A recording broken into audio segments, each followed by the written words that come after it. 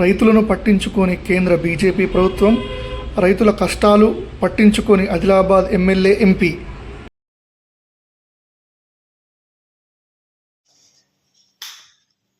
ఇలా రైతులకు సంబంధించినటువంటి విషయాలలో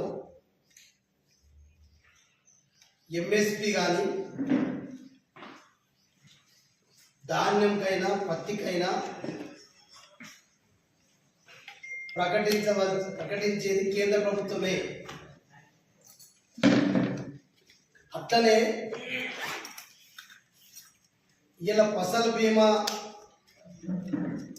యోజన పైన ఎంపీ ఎమ్మెల్యేలు కలిసి ఇలా జిల్లా కలెక్టర్ గారికి విజ్ఞాపన పత్రం ఇస్తాము. నేను అడుగుతున్నా, ఈ ఎంపీ గారిని ఎమ్మెల్యేని, ఇద్దరు దద్దమ్మలు, మీరు పచ్చి పనికిరానోళ్ళు, మీ చేతిలో మీ ఆయుధం పెట్టుకొని కేంద్రంలో ఉన్నటువంటి భారతీయ జనతా పార్టీ అసమర్థత వల్ల రైతులను నట్టడం ఉంచినటువంటి పార్టీ భారతీయ జనతా పార్టీ. ఇంకా మనం మీరే ఫసల్ బీమా యోజన గురించి ఈ కలెక్టర్కు వినతి పత్రం ఇచ్చుడు ఎంతవరకు సమంజసం? దీన్ని మేము తీవ్రంగా వ్యతిరేకిస్తున్నాం. మీరేదో ఈ మా పని కాదు, ఇది రాష్ట్ర ప్రభుత్వం పని, రాష్ట్ర ప్రభుత్వం మీద నెట్టడానికి ప్రయత్నం చేస్తున్నాం. ఇది డ్రామా. మీరు ఎన్నడన్నా దీనిపైన కేంద్రం ఉన్నటువంటి భారతీయ జనతా పార్టీ ప్రభుత్వానికి మీరు వినతి పత్రం ఇచ్చిండ్రా? ఒకే రాష్ట్రము చెప్పి మోసం చేసిన నరేంద్ర మోడీ గారు అనుకుంటే ఈ పథకం చేయలేడా? ఎందుకు చేయిస్తలేరు? రెండోది, ఇవాళ సోయాబీన్ గతంలో నువ్వే ఎమ్మెల్యే గారు పోదులు కొట్టి జైనత్ మార్కెట్ నుంచి తుమ్మల నాగేశ్వరరావు గారికి ఫోన్లో మాట్లాడి 7 కుంటల 60 కిలోలు సరిపోదు తీసుకున్న రైతు దగ్గర, ఎకరానికి 10 కుంటల సోయాబీన్ తక్కువ రాదు, 10 కుంటలు తీసుకోవాలని చెప్పి పోయిన సంవత్సరం 10 కుంటల ఎకరానికి చేయించినాము. ఇది జ్ఞాపకం ఉందా ఎమ్మెల్యే గారు? వాళ్ళ మొన్న జైనత్ మార్కెట్ స్టార్ట్ అయ్యి నీ సొంత ఊరు అడని, నీ ఊరే కొనుగోలు అంటే అల్పాబెటికల్ ఏ నుంచి స్టార్ట్ అయింది కాబట్టి అడాచి 7 కుంటలు తీసుకుంటా ఉన్నాం. 7 కుంటల 50 కిలో 60 కిలో. ఇలా నీ ఊరుకే 10 కుంటల ఎకరానికి తక్కువ రాలేదు. మరి ఇది కేంద్ర ప్రభుత్వము నా పేరు తీసుకుంటున్నది. మరి నిరుడు నువ్వే తుమ్మల నాగేశ్వరరావు చెప్పించి 10 కుంటలు ఇప్పించిన పెద్ద ఫోజులు కొట్టినావు కదా. నీకంటే ముందు మేము కూడా తుమ్మల నాగేశ్వరరావు కలిసినాం పోయిన సంవత్సరం. సరే, నువ్వు స్థానిక ఎమ్మెల్యే కాబట్టి నువ్వు అడ్వాంటేజ్ తీసుకున్నావు, ఒక రైతులకు లాభం అయింది, మేము ఆ రోజు సంతోషపడ్డాం. మరి ఏళ్ళు ఇప్పుడు 7 కుంటల 60 కిలోలు తీసుకుంటే ఎందుకు కన్ను మూసుకొని కూర్చున్నావు? నేను ఫసల్ బీమా గురించి మాట్లాడుతున్నావు. ఫసల్ బీమా టైం అయిపోయింది. ఇప్పుడు అది జూలై 31 వరకు టైం ఇచ్చినప్పుడు చేయలేకపోయినావు, చేయించలేదు. సరే, అది కేంద్రం రాష్ట్రం ఇంప్లిమెంట్ చేసట్లేదు, టెక్నికల్ ప్రాబ్లం వచ్చింది, అది ఆపేసింది, ఎవరు చేస్తలేడు. దాని తర్వాత సెక్టర్ మాట్లాడతాను దాని గురించి. కానీ ఇలా 7 కుంటల 50-60 కిలోలు తీసుకుంటే ఎందుకు నువ్వు ఎమ్మెల్యే ఉండి ఎందుకు మాట్లాడతలేవు? ఇయ్యాలి పార్లమెంట్ సభ్యుడు గొడవ నగేశ్వరుడు ఎందుకు మాట్లాడతారని అడుగుతున్నా నేను.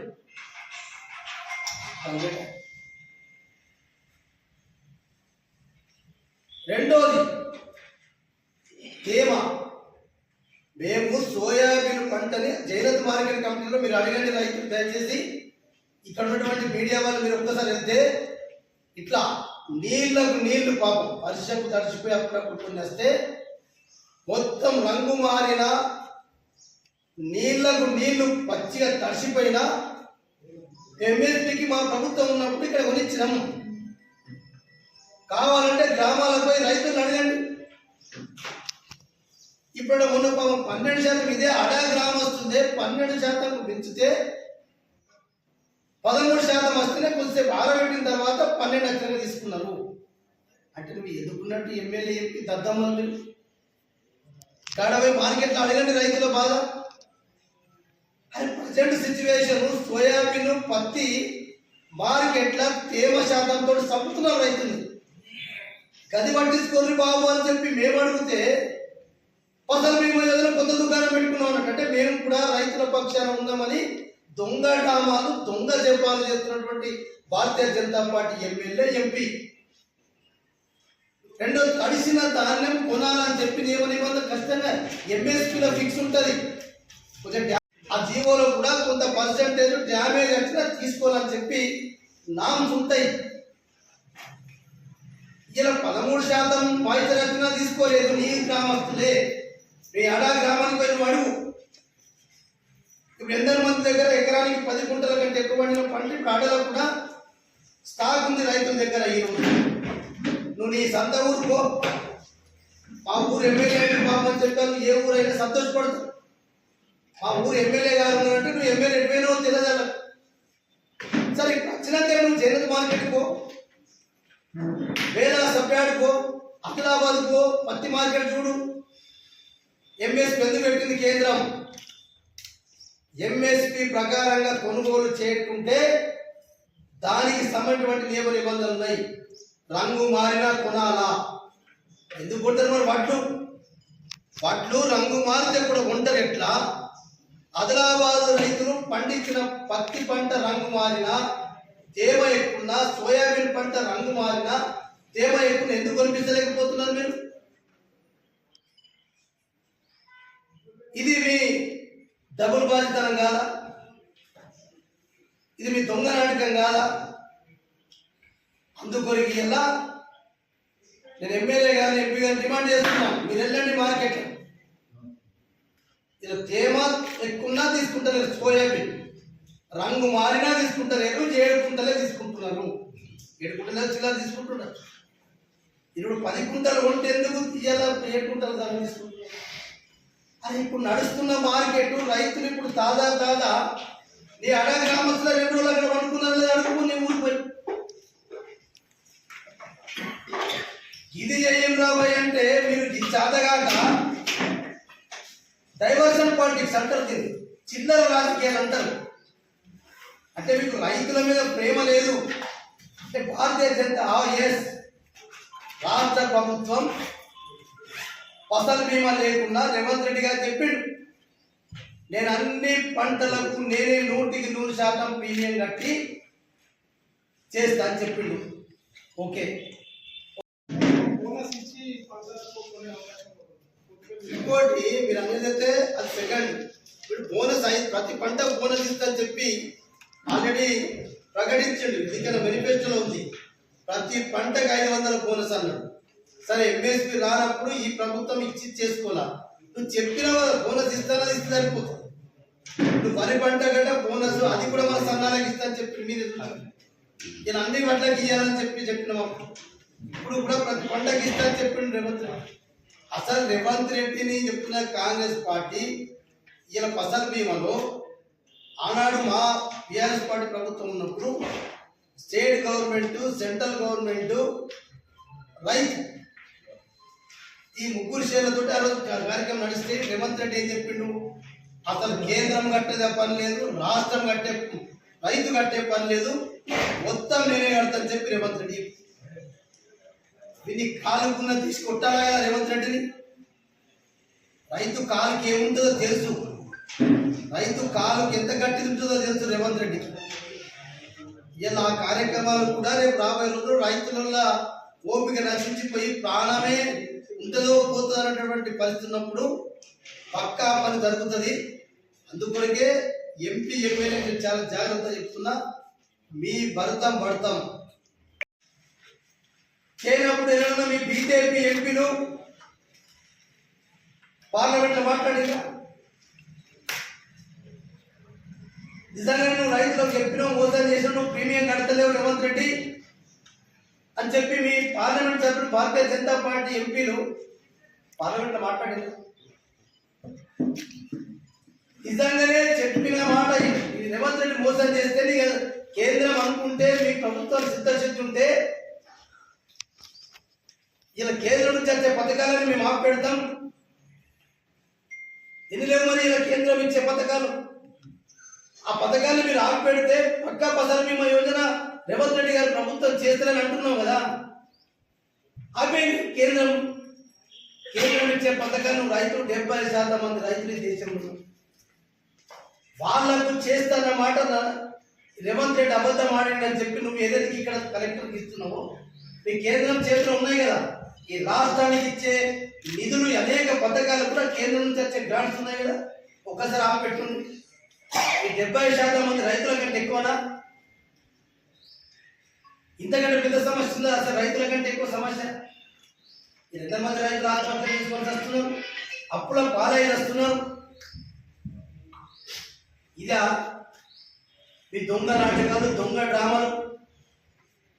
ఎంపీని ఎమ్మెల్యే గారికి ఇప్పటికే హెచ్చరిక చేస్తున్నాం బీఆర్ఎస్ పార్టీ. రేపటి నుంచి ఏ గ్రామానికి ఇంత మీరు ఫస్ట్ రైతుల సమస్య పట్టించుకోవాలా. సోయాబీన్ గురించి, పత్తి గురించి పట్టించుకొని మీరు రైతులకు న్యాయం చేసేంతవరకు కేంద్రం రాష్ట్రం మీద మీరు తప్పించుకొని ఎవరికొకరు తప్పించుకుంటే మీ బాబుని వదనం, మీ తాత మిమ్మల్ని వదనం. మీకు రైతులు ఓట్లేయలేదు ఆదిలాబాద్ రైతులు మీకు ఓట్లేస్తలేదా? మీకు గెలిచింది. అందుకొరకే మా బీఆర్ఎస్ పార్టీ కార్యక్రమాలు ఎలా కూడా మా కార్యకర్త జైనంతపై అడగండి, లేకపోతే మార్కెట్ బంద్ పెట్టిద్దాం. రైతులతో మాట్లాడండి. ఎన్ని రోజులైనా ఉంటాం రైతులతో. రైతుల ఓట్లతో గెలిచినాం, రైతుల ఓట్లతో గీడికి వచ్చినాం. ఇలా రైతుల కొరకు మన ప్రాణం పోయినా పర్వాలేదు, దేనికైనా బీఆర్ఎస్ పార్టీ కేసీఆర్ నాయకత్వంలో పనిచేస్తాం. ఇప్పటికైనా ఎంపీ ఎమ్మెల్యే ఖబర్దార్. మీ ఇందరి ముట్టడే కాదు, రోడ్డు మీద ఎక్కడ తిరగనియం. పక్షాలు ఉంటాం. రేపటి నుంచి మా కార్యక్రమం కూడా గ్రామాలకు వెళ్తాం. సోయాబీన్ పండించిన రైతులతో కూర్చొని మాట్లాడతాం, పత్తి పండించిన రైతులతో కూర్చొని మాట్లాడతాం. మీరు దేనికన్నా మేము ఎప్పుడు పిలిపించినా మీరు సిద్ధమంటే మాకు రాజకీయాలు అవసరం లేదు. ఈ సంవత్సరం ఖచ్చితంగా ఏదో పంట పండిందని కనీసం ఆ central government MSP, Bharatiya Janata party కేంద్రంలో ఉంది. ఎంఎస్పి మీరు ప్రకటించి ఎంఎస్పి డ్యామేజ్ కూడా దాంట్లో కొంత పర్సెంటేజ్ ఉంటుంది. ఆ డ్యామేజ్ పర్సెంటేజ్ కూడా తీసేసినాకనే ఆ రేట్ అదంతా ఫిక్స్ చేస్తుంది కమిటీ. ఏదో ఇప్పుడు ఇక్కడ అంటే స్టాటిస్టికల్ కమిటీ రిపోర్ట్ ఇచ్చింది, అనేది ప్రతి సంవత్సరం ఇస్తుంది. కానీ మీరు లోకల్ అధికారులు, ఇక్కడ కలెక్టరు, ఇక్కడ ఎమ్మెల్యే, ఎంపీ కూర్చొని గ్రామాలకు వెళ్ళి మాట్లాడి స్టాటిస్టికల్ రిపోర్ట్ ఇచ్చింది కావచ్చు. కానీ గతంలో 10 కుంటలు కొన్నాం. ఇప్పుడు రైతులను అడుగుతున్నారు ఎందరో మంది, సార్ జొన్న కొంటారా, కొనరట కదా అంటే, నేను జొన్న పంట గురించి నేను చెప్తలేను బాబు. నేను బీజేపీని కాను, నేను కాంగ్రెస్ వాడిని కాను, నేను బీఆర్ఎస్ పార్టీ, నేను పక్క రైతుని. ఇప్పుడు ఉన్నది కొనిపిస్తాము. ఇప్పుడు ఉన్నది ఎట్లా మార్కెట్? ఇప్పుడు ఏదో ఫసల్ బీమా పట్టుకొని బీజేపీ కూడా పక్కదారి పట్టించి రైతుల్ని ఇది మాది కాదురాబాయి పాపం అంతా రేవంత్ రెడ్డి దొంగనే, మీ నరేంద్ర మోడీ దొంగనే, గోడం నగేష్ దొంగనే, పాయల్ శంకర్ దొంగనే. ఈ దొంగల్ని రైతులలో నిలబెడతాం. రైతులు ఎదుట నిలబెట్టించి రైతుల తోటలకు ఏం శిక్ష ఇప్పాలో ఆ శిక్ష ఇప్పిస్తాం. కాంగ్రెస్ వాళ్ళకు బాధ్యత. ఇది మా కార్యక్రమం, ఇది మా ఎజెండా. దయచేసి పత్రికా మిత్రులు కూడా ఎప్పటికప్పుడు కొద్దిగా రైతులను బతికించడానికి కొరకు మీరు మేము కలిసి రైతు ప్రాణం పోకుండా, రైతు కష్టాల్లో ఉన్నాడు కాబట్టి రైతు కష్టాలను ఆలోచించి మనం కార్యక్రమం తీసుకుందాం. దయచేసి ప్రెస్ మిత్రులు కూడా సహకరించాలని చెప్పి మీ అందరికీ